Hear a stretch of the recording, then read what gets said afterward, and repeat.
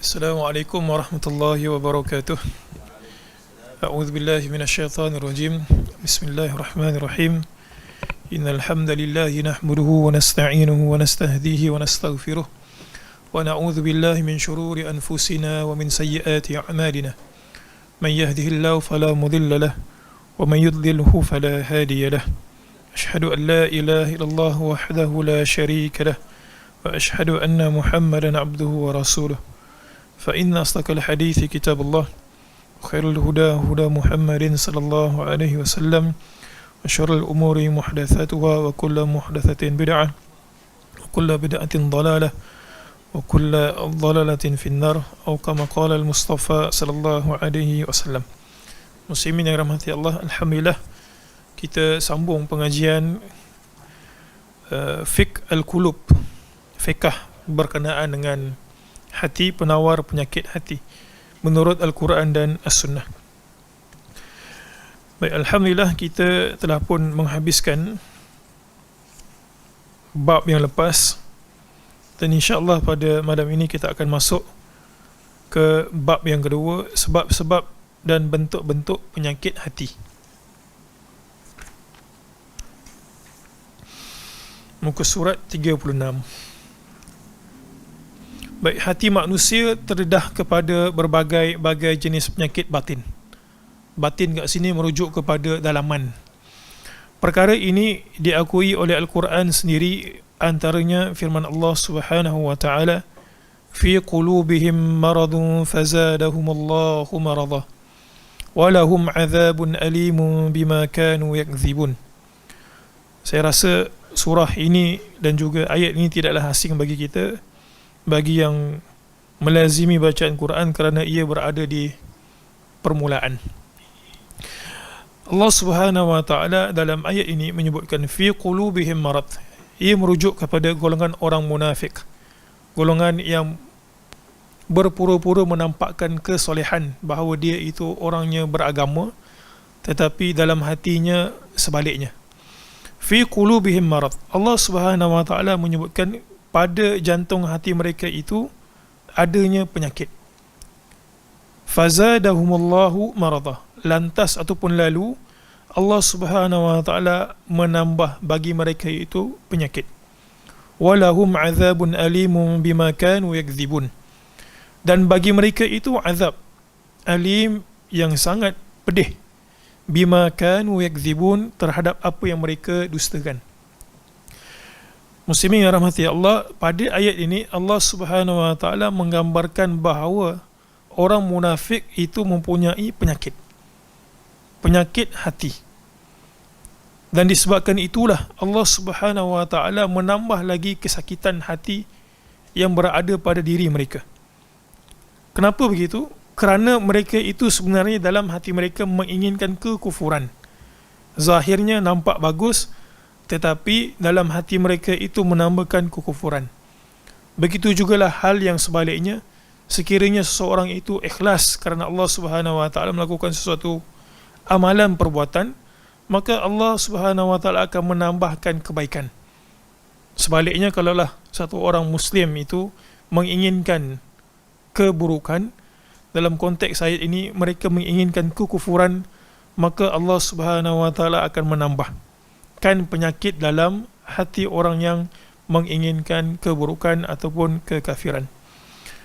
Baik, penyakit hati yang terdapat di dalam ayat di atas adalah penyakit nifaq, berpura-pura menerima Islam pada masa hayat, tetapi pada hakikat yang sebenar tidak bertujuan menerima Islam dengan penuh keikhlasan.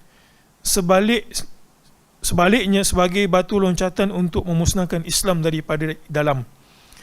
Ia pernah berlaku dalam sejarah Islam setelah Rasul sallallahu alaihi wasallam membina negara di Madinah dan membentuk warga negara berbilang kaum di negara tersebut.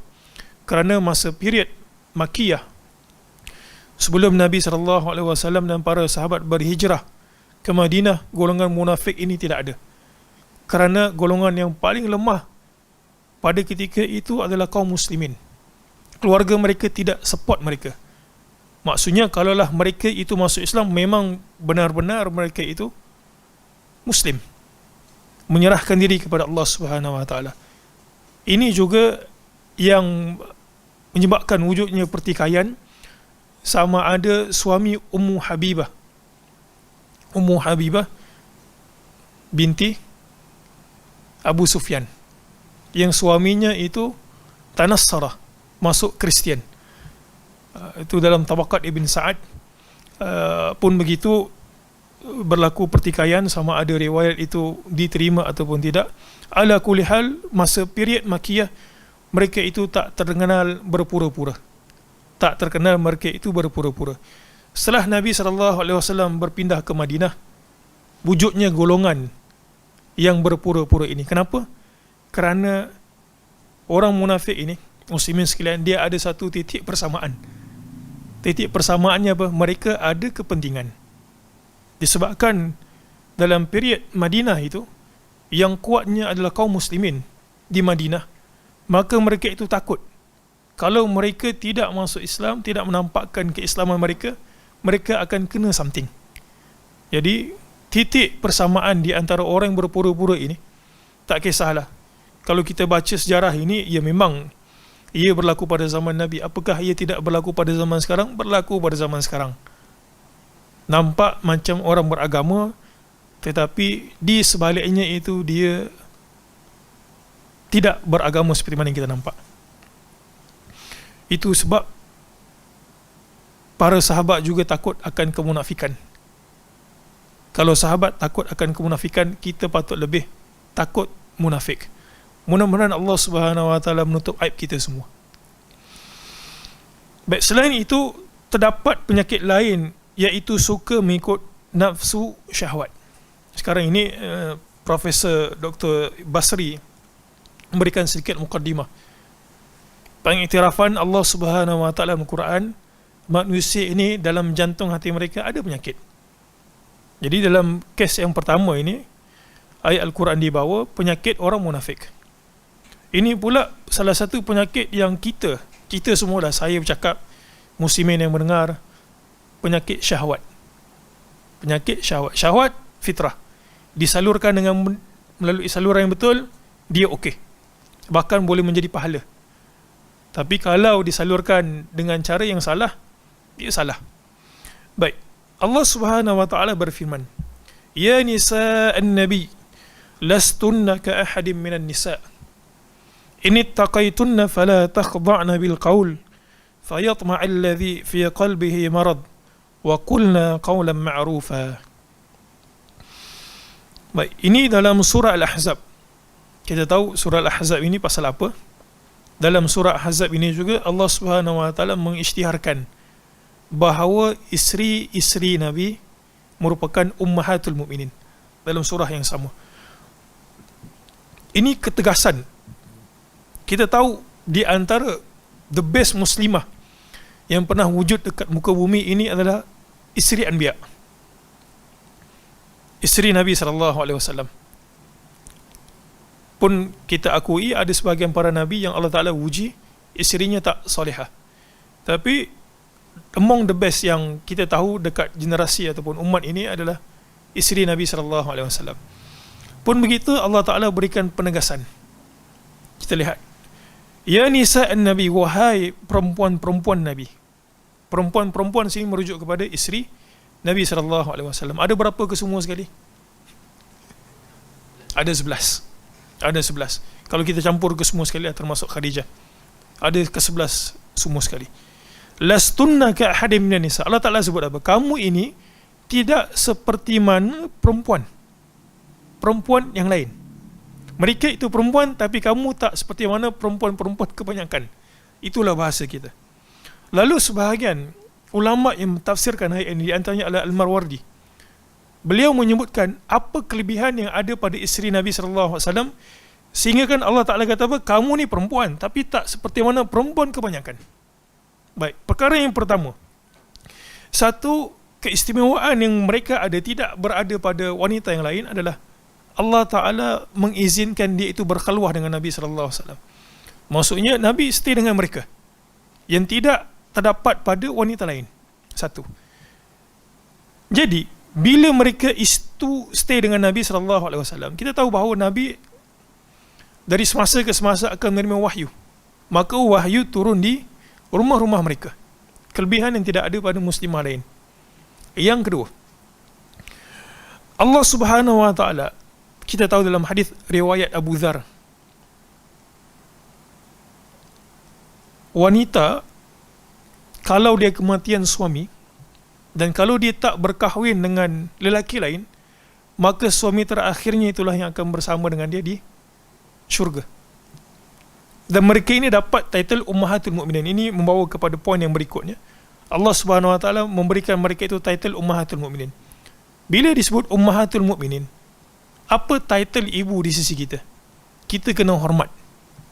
Yang kedua, ibu tak boleh dinikahi. Jadi mereka itu setelah kewafatan Nabi SAW, mereka tidak bernikah dengan orang lain. Bukan tak bernikah, tak boleh bernikah orang lain. Maka Allah Ta'ala dalam kelebihan ini memilih mereka untuk bersama dengan Nabi di syurga kelak, yang tidak ada pada wanita lain. Dan yang terakhir, yang tadi itu, yang ketiga Ummahatul Mukminin.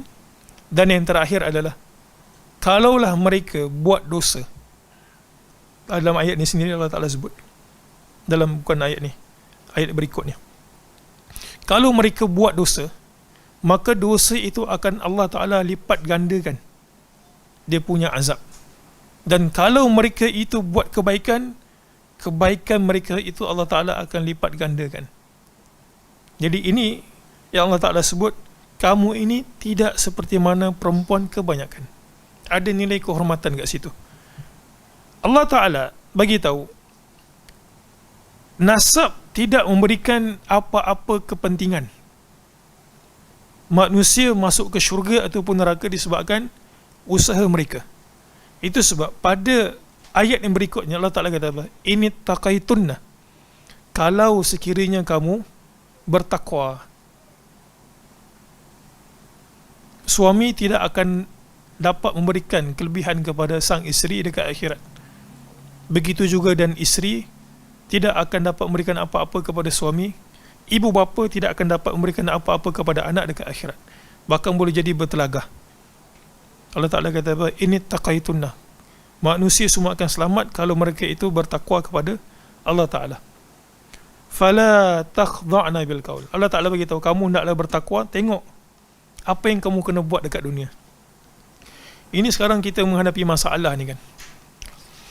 Masalah apa? Kita nak stay dekat Facebook, kita tak nak tengok TikTok. TikTok banyak orang menari. Bahkan kadang-kadang kita tengok gah kat orang tu kan, dia pengurus syarikat besar, syarikat ini, tengok-tengok dia main TikTok sekali. Kalau dia main TikTok, bagi tahu begini, maksudnya jenis yang apa, educational TikTok mungkin kita sebutkan, tak apa, ini menari sekali. Dan apa, saya tak tahu macam mana tarian-tarian tu, tarian ayam, tarian itik, tarian burung, semua keluar. Cuba bayang tengok. Para ulama sebutkan, di antara cara untuk kita menjaga hibah ni apa dia? Jangan kuat gelak. Siapa yang kuat bergurau senda, kuat gelak, dia punya hibah akan hilang. Itu bayang muslimin sekalian. Itu ketawa. Ini menari. Cuba bayang kalau ada pemimpin dalam negara kita ini menari. Menari itu taklah salah. Dia nak menari dengan bini dia ataupun kat dalam bilik air, dia nak menari sampai ke siang pun ikut dia lah. Tapi dia pergi tunjuk kat orang. Apa jadi kat hibah dia tu? Hilang hibah dia tu. Jadi saya pesan untuk diri saya sendiri dan juga muslimin yang datang pada malam ini dan juga yang mendengar, jangan kita buat satu perkara yang menyebabkan hibah kita tu hilang. Orang kan kurang hormat. Cikgu main TikTok, ustaz main TikTok, subhanallah. Itu para ulama kata ketawa menghilangkan hibah. Ini menari. Menari pula jenis yang Allah Akbar. Budak 5 tahun tengok terkejut bapak dia menari macam itu kan. Kalau apa, penari profesional macam India, apa Shah Rukh Khan ke apa, tak apa juga lah kita tengok, okey lah. Kita nak mengelak tengok benda-benda tu, kita tak install TikTok lah.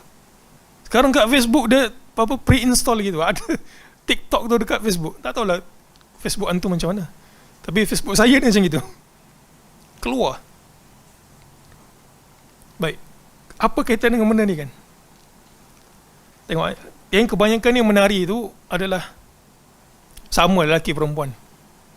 Tapi yang saya maklum kebanyakannya wanita.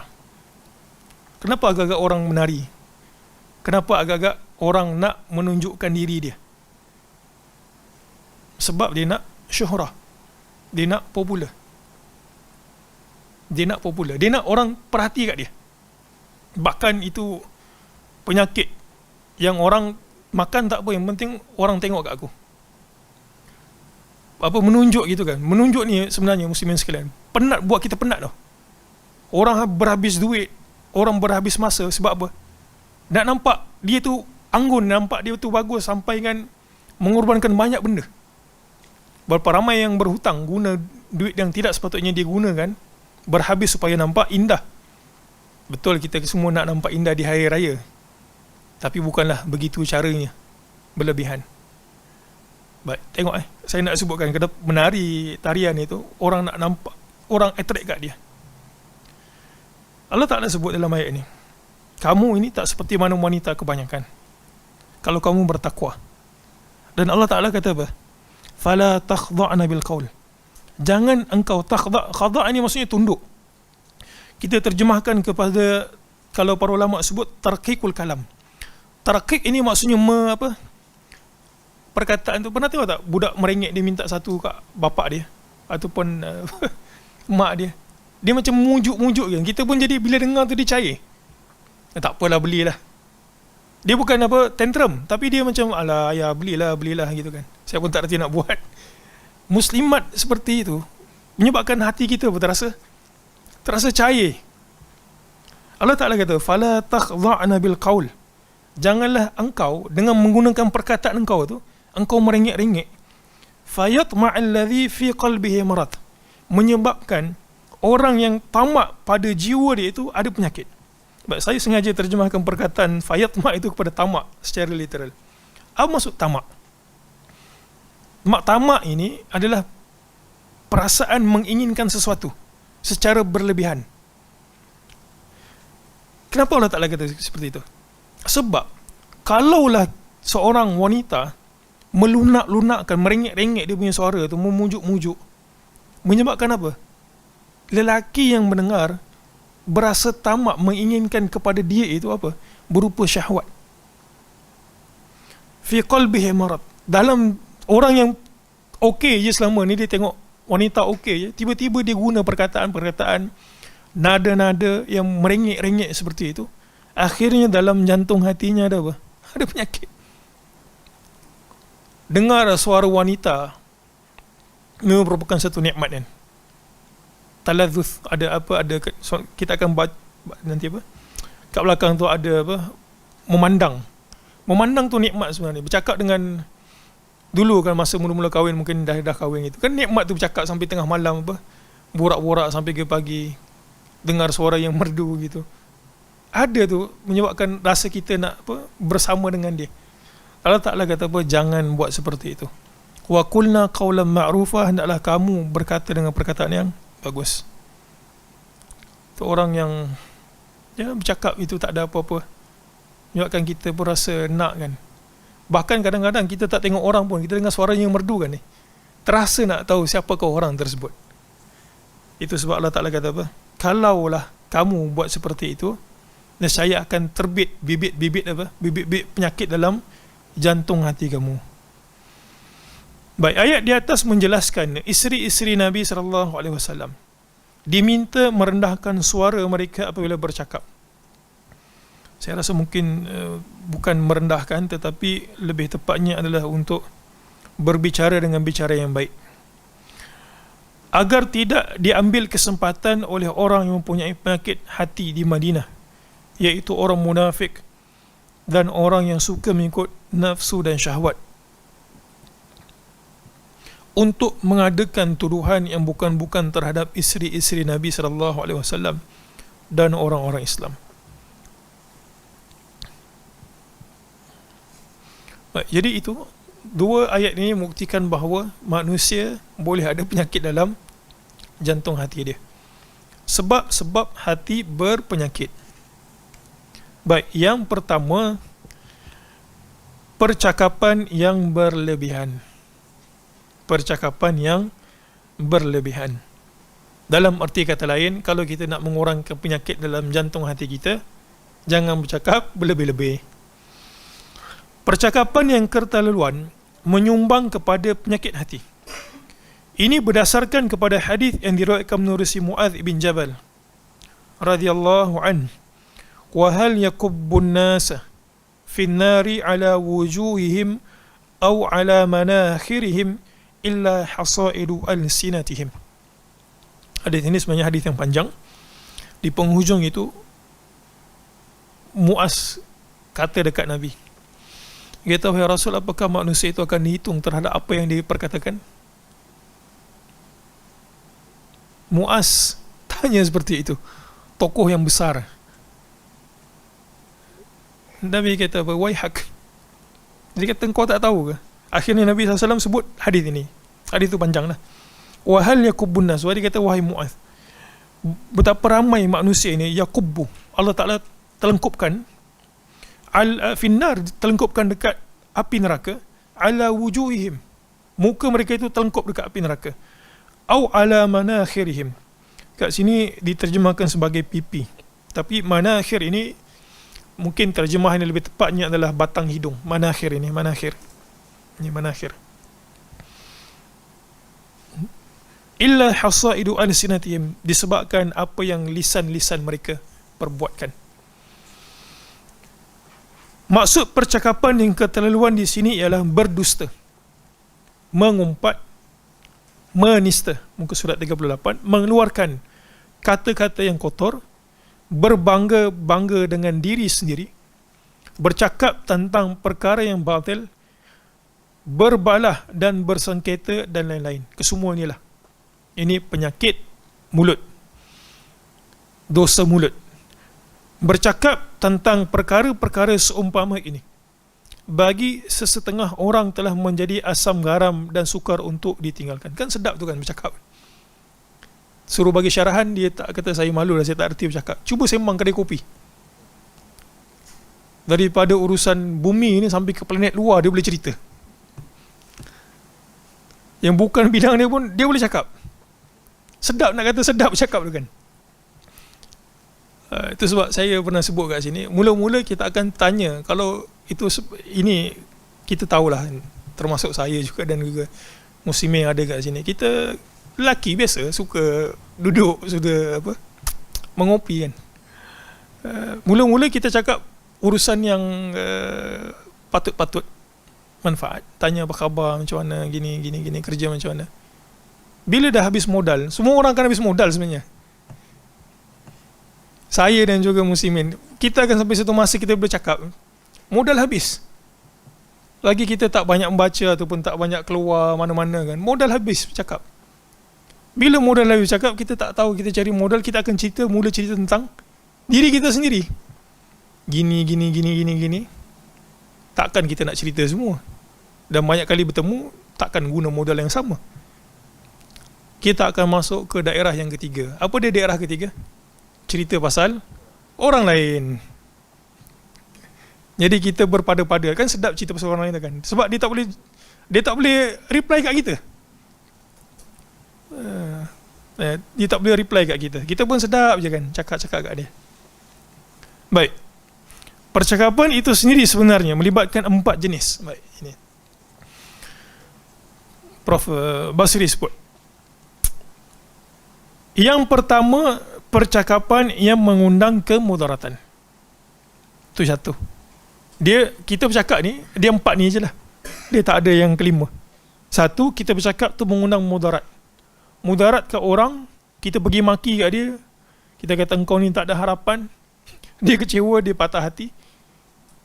Perkataan ni muslimin, inna minal bayani la sihra. Nabi SAW sebut kan. Orang yang pandai bercakap ni, dia umpama sihir. Kita rasa apa? Kita rasa terkesan dengan apa yang disebut. Inna minal bayani la sihra.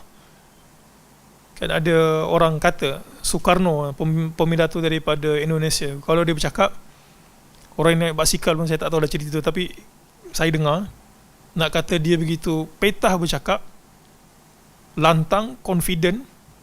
Kadang orang bercakap ni tak betul, tapi disebabkan confident kita pun percaya.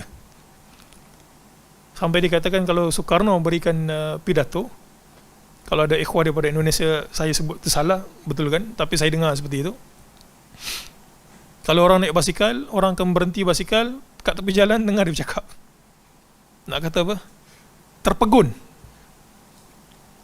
Inna minal bayan ila sihra. Kalaulah kita sebut dekat anak kita kan, budak-budak kecil, kata engkau ni tak berguna, engkau ni tak ada harapan, alah engkau ni bajet aja kan. Ayah tengok engkau ni kat rumah malas kau kat sekolah nampak macam bagus. Jangan. Itu ada pengaruh dekat anak tu. Jangankan orang lain, kita lah, makcik kita. Takkan makcik kita semua tak pernah cakap kat kita kan. Ayah kita kata engkau ni buat ni, mak kita. Ada tak kesan kat kita? Ada mudarat itu. Kita pun kata, bapak aku kata aku tak boleh lah.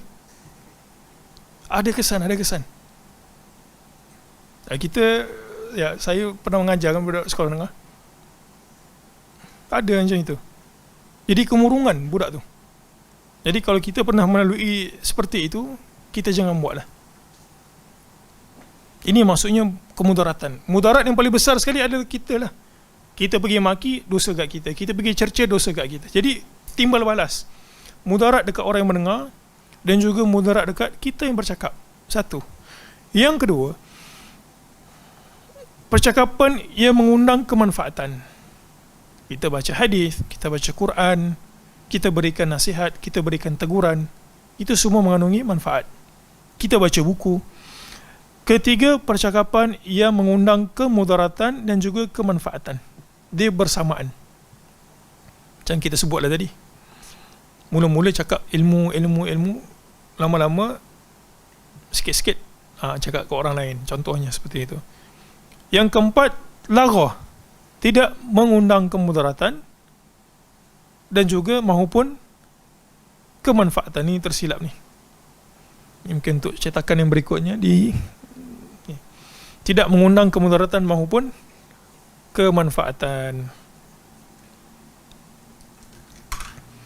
Baik, jadi gitulah. Itu sebab di bawah itu pada muka surat 38 penulis menyebutkan satu hadis Nabi sallallahu alaihi wasallam, min husnil islamil mar'i tarkuhu ma la ya'ni. Dah kita sebutkan pada sesi yang lepas. Macam mana kita nak jaga mulut kita? Mulut ni bahaya kan. Dia tak berhenti bercakap, kita mudarat. Dia tak berhenti makan, kita mudarat sekali. Satu, macam mana kita nak jaga lisan kita? Satu, kita mestilah merasakan dosa lisan itu merupakan dosa yang agung. Kan dalam hadis Nabi sallallahu alaihi wasallam sebut, manusia ini banyak masuk neraka disebabkan dua perkara. Apa dia? Al-famu wal farj, disebabkan mulut dan juga alat sulit, kemaluan. Ataupun sebagian hadis sebut ma baina lihitai wa fakhidhai, di antara dua janggut mulut dan juga di antara dua alat sulit. Jadi bila kita rasa mengumpat ni besar, mencerca orang besar, bila kita baca hadis, oh aku nak Allah Ta'ala tutup aib aku, memang sedap buka aib orang ni kan, sedap. kita bagi tahu kat gini. Tapi bila kita fikir, betul ada maslahat, tapi kita fikir semula, alangkah bagusnya kalau aku berdiri depan Allah Ta'ala esok, Allah Ta'ala tutup aib aku. Dan kita baca dalam hadis riwayat Muslim kan, man satara musliman satarahullahu fid dunya wal akhirah. Siapa yang tutup aib saudaranya, maka Allah Ta'ala akan tutup aibnya dekat, bukan sekadar dekat dunia, tapi dekat akhirat sekali. Fid dunya wal akhirah. Jadi bila kita rasa lisan ini besar dia punya dosa, maka kita akan mengurangkan perkara-perkara yang membawa kepada yang kita sebutkan tadi, kemudaratan. Yang kedua, bagaimana kita nak mengurangkan dosa lisan? Tadi kita fikir dia punya dosa itu besar agung, boleh bawa ke neraka. Dalam hadis riwayat Mu'adz tadi kan. Yang kedua adalah kita melazimi zikir. Orang yang melazimi zikir ini, kalau dia marah, dia akan marah pun kata la ilaha illallah. Dia tak akan sampai kepada darjat memaki gitu. Jadi melazimi perkataan-perkataan baik, melazimi zikir. Dia tak boleh jalan sekali tu, dia kaki maki dalam masa yang sama dia kaki zikir, tak ada. Kecuali lah kalau dia zikir yang pelik-pelik kan, zikir yang bukan zikir, macam itulah hu, itu bukan zikir sebenarnya. Hu ataupun ha. Sampai orang tulis kat situ hu dalam kurungan bukan zikir. Nak bezakan di antara, bagi yang faham hu gelak dan juga itulah, kalau gelak orang Arab tu dia senang je, dia buat apa? Double ha. Baik, melazimi zikir. Yang ketiga, kalaulah kita ini jenis orang yang kalau dulu kita nampak lelaki yang kebanyakannya buat, tapi sekarang perempuan pun buat sekali, jenis yang pemaki. Sikit-sikit apa tu, kadang bahasa lisan budak-budak muda ni, dia nak bagi ada penguat tau. Dia macam nak bagi nampak dia tu ada emphasize kat dia punya pemberat perkataan itu. Dia akan sebut sedap gila, do. Saya pun tak tahu daripada mana tu kan, do, gila. Agaknya kalau malaikat datang kat dia, cabut nyawa dia, dia kata kat malaikat, sakit gila. Mungkin macam gitu kan, sakit gila do. Bila kita tengok do tu rupanya daripada perkataan bodoh, tak tahulah betul ke tak. Jadi siapa yang ada guna perkataan-perkataan seperti itu, stop daripada sekarang. Kalaulah dia seorang bapa, anak dia mesti akan ikut apa yang bapa dia sebut. Kalau dia seorang guru, anak murid dia mesti akan ikut. Jadi untuk mengurangkan ataupun menjaga lisan kita itu, kalau kita terbiasa sebut benda-benda tersebut, berhenti terus. Kita yang selalu melazimi majlis ilmu dan asatidzah ada yang berikan teguran, kita pun samalah, janganlah guna perkataan-perkataan tu. Perkataan ni sebenarnya dia ada romantism kan. Kan romantism perkataan. Kita baca karya-karya klasik, kita rasa seronok sebab dia punya kefasihan berbahasa. Dia makin lama makin hilang kalau kita guna perkataan tu. Gila, apa lagi, pisang, apa lagi,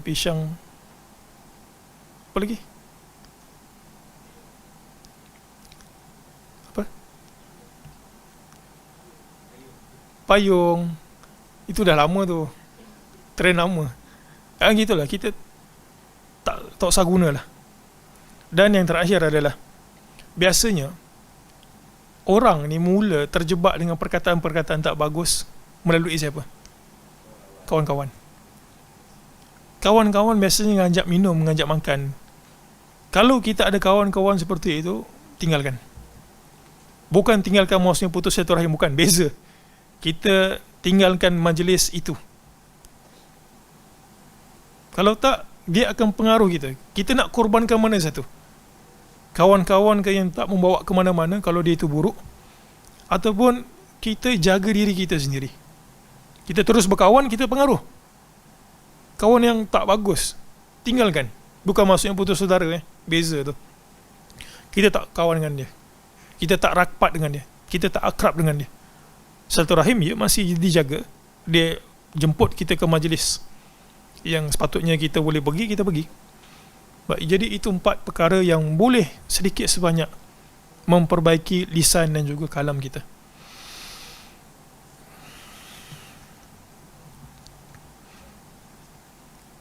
Baik, Allahu a'lam. Bercakap tentang perkara yang tidak perlu dan menambah dari kadar yang diperlukan adalah sejenis lebihan. Sebenarnya kalau dalam bahasa Arab kita sebut fudulul kalam. Fudul ni maksudnya lebihan-lebihan. Macam kita kata Muhammad pergi ke Baitul Salam, itu dia punya konteks. Fudulul kalam macam mana? Muhammad pergi ke Baitul Salam dengan memakai baju warna merah, kasut sneakers, rambutnya tidak terurus. Itu fudulul kalam. Boleh dalam bahasa Arab kita sebut fudulul kalam. Kita hurai. Bukan maksudnya salah, tapi nak bagi tahu apa maksud fudul al-kalam. Bercakap tentang perkara yang tidak perlu dan menambah dari keadaan yang diperlukan adalah sejenis lebihan. Inilah mungkin saya fikir pengarang ini cuba sampaikan. Orang yang berdepan dengan sesuatu perkara yang boleh disebut dengan menggunakan percakapan yang ringkas dan tidak perlu mengulangi semula percakapan itu, sebenarnya sudah dikira cukup dengan percakapan yang ringkas itu, dan jika ditambah lebih dari itu, sudah dikira sebagai percakapan yang lebih dan tidak perlu. Dan dalam hadis Nabawi, kita ada satu istilah kita sebut apa? Jawami'ul kalim. Jami' maksudnya menyeluruh, di mana Nabi SAW guna perkataan yang ringkas, tapi dia telah pun mencakupi keseluruhan sekali. Hanya orang yang cerdik dan mempunyai kemahiran tinggi boleh bercakap dengan percakapan yang ringkas, dan orang yang mendengar itu cepat faham tanpa perlu dia hurai panjang. Itu sebab di antara fiqh ataupun kecerdikan orang yang memberikan khutbah adalah dia pandai meringkaskan perkataan. Dia memerlukan skill yang tinggi. Makin ada sebagian orang makin banyak dia bercakap, sebenarnya makin hilang dia punya kewarasan. Macam mak-mak kita tengah marah kan, dia perkataan satu betul, jangan pergi ke jalan raya, berbahaya. Itu dia punya message. Tapi bila dia sebut, itu kita dah masuk ke daerah apa? Dalam bahasa kasar kita apa? Membebel. Sampai ada orang sebut membebel ini merupakan penyakit orang tua. Kalau tak nak jadi tua, jangan membebel. Fudul. Kita pun sama juga lah. Masa orang sebut kat kita, orang-orang tua, bukanlah mesti mak ayah kita, orang-orang tua, kan kita tak suka tu kan bebel. Kita tak, maksud ni tu dah sampai dah tu, dah sampai ke hati kita dah. Tapi dia pakai fudulul kalam, menyebabkan yang sampai tu terkeluar balik kat apa istilah kita? Masuk telinga kanan, keluar telinga kiri. Sebab fudulul kalam. Dia kata jangan main mercun, bahaya. Dah masuk dalam kepala kita tu. Dia tambah lagi kan, tambah lagi, tak gunalah apalah, membazirkan bagus gini-gini. Tak keluar balik tu. Gitu fudul al-kalam. Dan banyaklah contohnya dalam Anas, hadis riwayat Anas kan, Nabi SAW suruh dia pergi beli barang, tapi dia buat apa?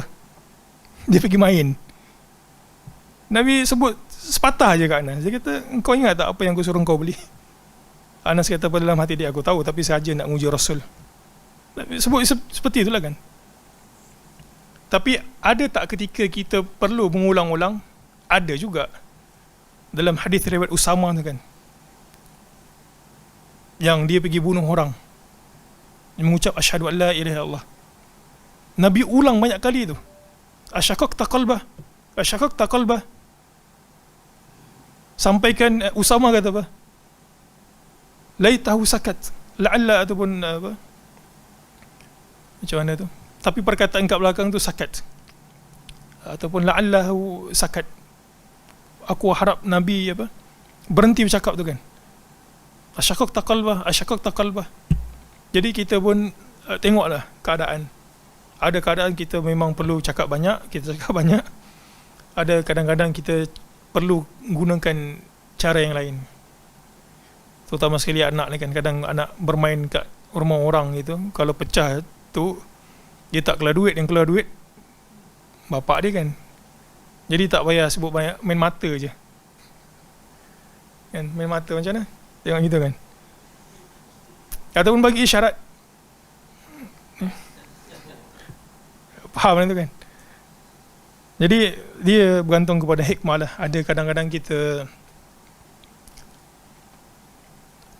perlu cakap banyak, ada kadang-kadang kita ringkaskan perkataan. Macam orang aksiden bawa motor laju kan, dia cedera parah gitu, kita bagi tazkirah kat dia, apa perasaan dia. Ya, baik, habis itu cakap banyak. B, penglihatan yang berlebihan.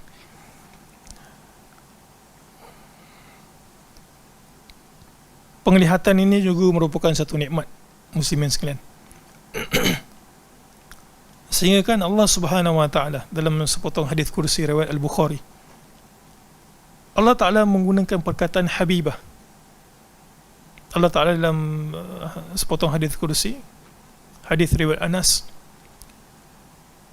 qala Allah azza wa jalla, man ibtalaitu bi habibatai, siapa yang aku uji dengan dua kekasihnya.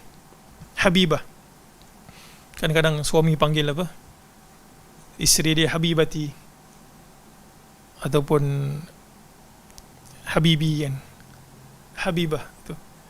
Fasabara, Allah Ta'ala sebut, dan dia bersabar. Awattu minhuma al-jannah, siapa yang aku uji dengan dua kekasihnya, merujuk kepada mata, dan dia bersabar terhadap kehilangan nikmat mata,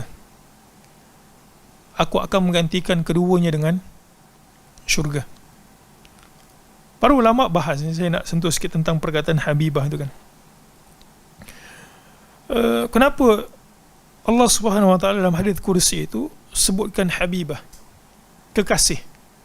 Kalau kita baca secara literal, takkan siapa yang aku uji dengan dua kekasihnya, kita pun faham maksudnya apa, dia ada dua bini ke? Dia bersabar dengan bini-bini dia, akhirnya Allah Ta'ala gantikan dengan syurga? Tak. Baik, sebabnya macam ni.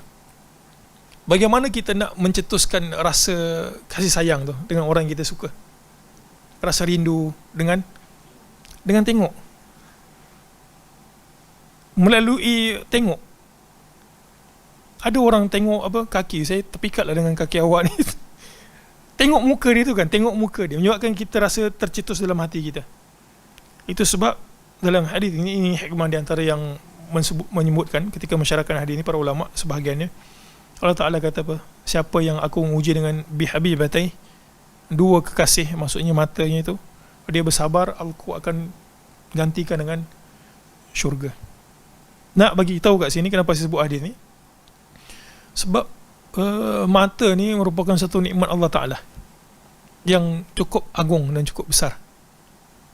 Dengan mata kita boleh buat dosa, dengan mata juga kita boleh buat pahala.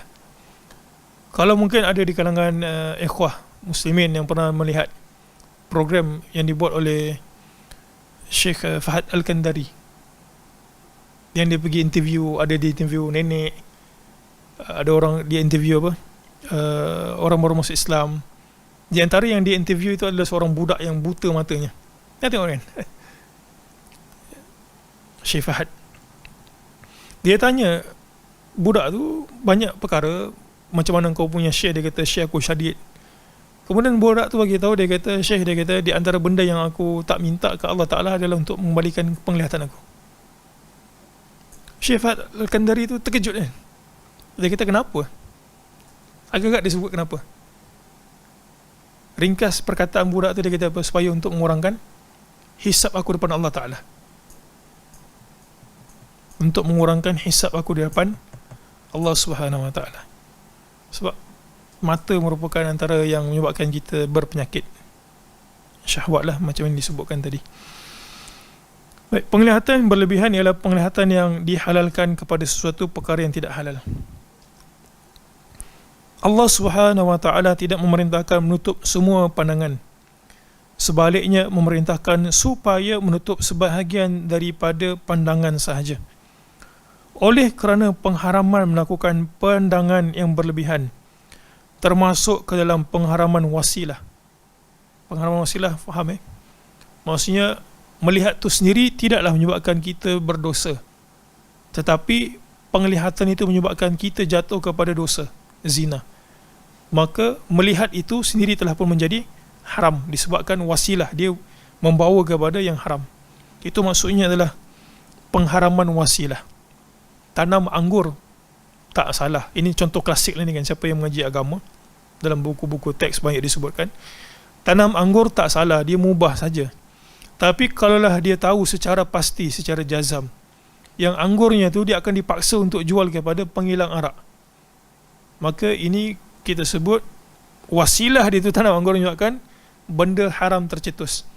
Kita sebut apa sebagai saddu adz-dzara'i. Jadi ini kita sebut pengharaman wasilah.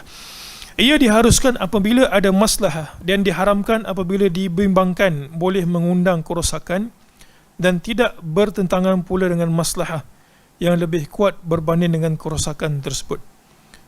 Baik, dalam hadis yang diriwayatkan dengan isnad yang sahih. Isnad ini maksudnya sanad lah. Pun begitu di bahagian belakang Profesor Dr. Basri bagi tahu hadis ini tidak sahih, dhaif. Juga bila kita semak Al-Haythami Al-Munziri mendhaifkan hadis ini. Pun begitu ada sebahagian yang mengatakan tidak mengapa. Seperti mana Al-Hakim. Baik, Rasul sallallahu alaihi wasallam bersabda, "An-nadhratu sahmun." Pandangan ini merupakan saham. Ini bukan saham dunia akhirat. Saham kat sini maksudnya adalah apa diterjemah situ? Panahan, ya, panahan saham. Panahan yang masmum, beracun. Min sihami iblis, daripada panahan iblis. Man tarakaha, siapa yang meninggalkannya. Nya tu kembali kepada melihat. Min makhafati, dan dia tinggalkan kerana takut akan daku, iaitu Allah Subhanahu wa taala. Abdaltuhu imanan, maka aku akan gantikannya dengan iman. Yajidu halawatahu fi qalbih, dia akan menikmati halawah, apa disebut kemanisan di dalam jantung hati dia. Meninggalkan melihat perkara pengharam berdasarkan hadis ini menyebabkan kita ada kemanisan iman. Ini seperti mana yang kita sebutkan. Pandangan ini ada satu nikmat tau. Kenapa orang sanggup pergi ke hutan?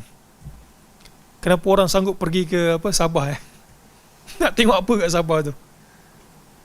Nak tengok pulau. Tengok je kan. Pulau tu ada kat situ, boleh tengok kat laptop, boleh tengok kat telefon. Tapi kenapa kita pergi? Sebab nikmat tengok tu. Nikmat tengok tu. Tak salah juga. Nikmat tengok tu. Kita pergi ke tempat air terjun, pergi ke pergunungan, sebab kita suka tengok. Dia nikmat sebenarnya, tengok tu nikmat. Tapi dalam hadis ini sebut ada satu melihat, an-nazrah kat sini para ulama bagi tahu adalah idraku syai', al-basratu li idraki syai'. Kita melihat untuk mendapatkan sesuatu. Kita tengok kat sini, nampak kan, dapatlah tengok gelas ni kan. Tapi perkataan nazrah kat sini juga boleh maksud at-ta'ammul. Ta'ammul, perhatikan, kita tengok itu. Sebahagian kata itu juga termasuk sebagai an-nazrah. Perhatikan, tengok perempuan tu, tengok aje. Baik. Sahmun, dia merupakan panah daripada panahan iblis. Panahan bukan sekadar panahan biasa, tetapi panahan beracun. Para ulama juga syarah lagi perkataan masmum ini kenapa beracun. Racun kalau ia segera ditinggalkan, mudaratnya kurang dekat batang tubuh kita. Kita terminum racun, kita cepat-cepat muntahkan.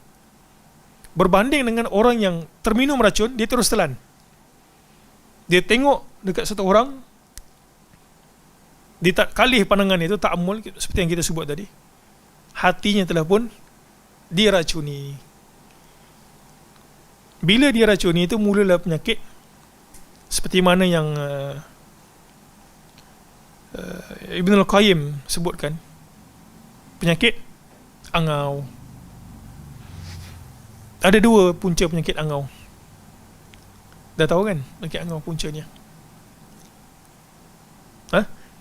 Belum? Serius lah belum? Ada sini pernah penyakit angau? Zaman muda-muda dulu ada angau? Tak ada. Dia tak mesti orang tak kahwin lagi. Dia orang dah kahwin pun ada yang angau.